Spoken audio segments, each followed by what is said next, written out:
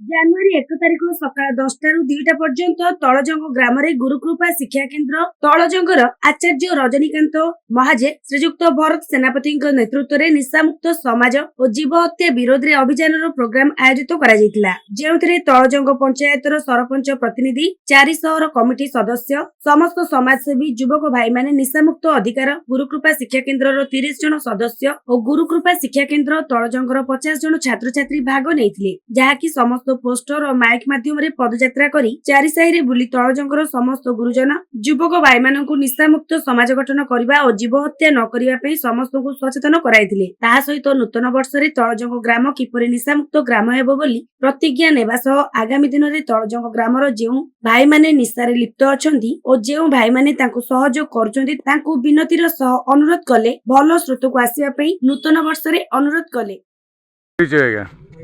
तळजंग ग्राम पंचायत जड़े व्यक्ति retired BSF जन आज बर्तमान नूतन वर्ष रे जो गुरुकृपा आश्रम पक्ष जो नुआ प्रयास चलता बर्तमान निशामुक्त पंचायत निशामुक्त गाँ तळजंग गाँ हम तो कौन थी मुख्य उद्देश्य? सर्वप्रथम तो मुझे गुरुकृपा शिक्षा केन्द्र आम भरत सार को धन्यवाद दूसरी तथा आमर पंचायत प्रतिनिधि सरपंच प्रतिनिधि एवं युवक भाई मैंने चारिशर कमिटी मानक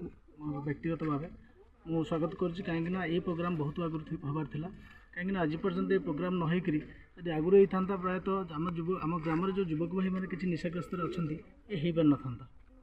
तेणु मु अनुरोध करी आज समाज को युवक भाई मानक एवं गुरुजन मानक एवं पंचायत प्रतिनिधि को अनुरोध करी आगामी दिन में निशा किपरि बंद करवा और आगामी पीढ़ी को किपरि रोकवा व्यक्तिगत भाव अनुरोध करें। मुझे व्यक्तिगत भाव आउ गोटे अनुरोध करें खाली सामने कहीदेल हेनी पालित करवा दरकार एवं आगामी दिन में जो भाई मैंने जो दुकान में आम ग्राम पंचायत जो भाई मैंने आमर मद्यपान बिक्री गंजेई बिक्री कर जो मैंने सहयोग कर विरुद्ध में आमर चंदनपुर थाना पूरी प्रशासन को अनुरोध कर विरुद्ध कठोर पदक्षेप ना दरकार ताकि आम आगामी पीढ़ी आम आग समाज एवं आमर परिवेश सुस्थ हो पार भल मंगल।